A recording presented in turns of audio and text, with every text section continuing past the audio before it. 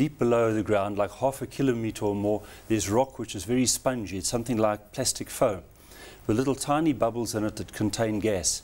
And each bubble is isolated. So what you need to do is drill down there, pump liquid in at pressure, the liquid cracks, fractures all that rock, and so the gas can flow from one bubble to another so that you can get it up to the top. It's as simple as that. It's become highly controversial, though, for a number of reasons, one being the impact on the water table, the other being perhaps the release of methane in substantial quantities, and then, of course, there's all the issues around regulation of the shale gas industry. Run us through some of these controversies and what your thoughts are on them. Well, firstly, the water should not be an issue at all, because water is 100 meters, 200 meters down, those sorts of levels.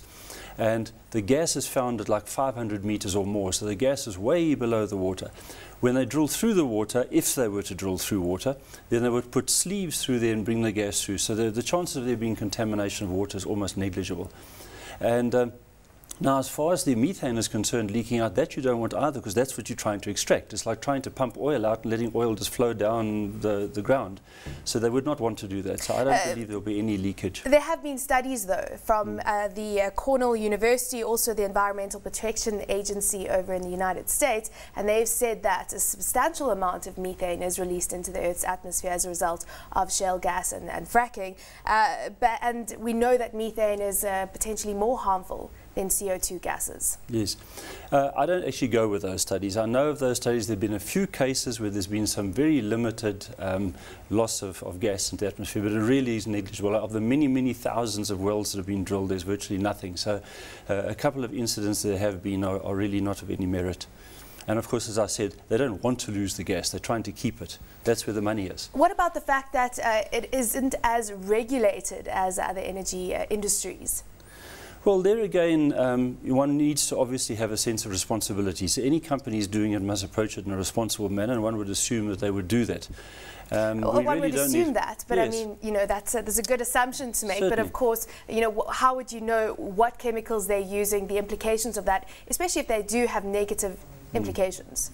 Well, the chemicals, in fact, are pretty well known. It's things like soapy type liquid, brake fluid, a few pretty simple types of liquids. There's nothing overly fancy. Again, they don't want to lose the liquids. They'd rather use them again. There's relatively little.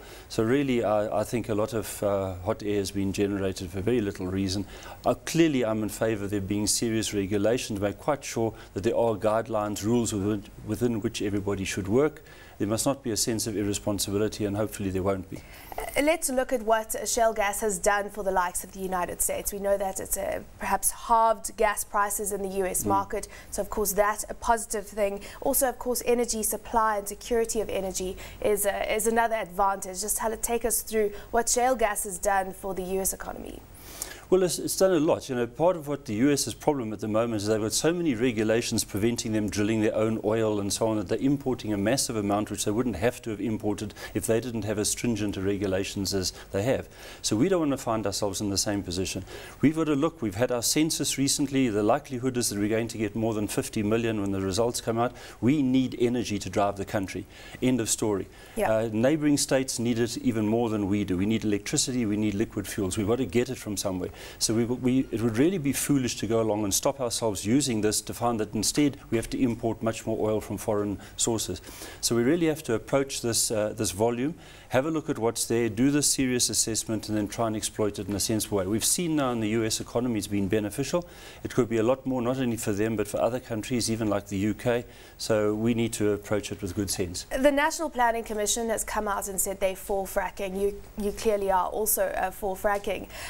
What type of reserves are we estimated to have in South Africa? I mean, of course, we do have the moratorium at this point in time, so that, of course, in the exploration phase in uncovering those reserves. But do we have any indication of how significant these reserves are? The current indications are there a lot, and you know, there's geological records from the past that people can look at historically, and from the bit of information we have, it looks as if we might have the 5th largest reserves in the world.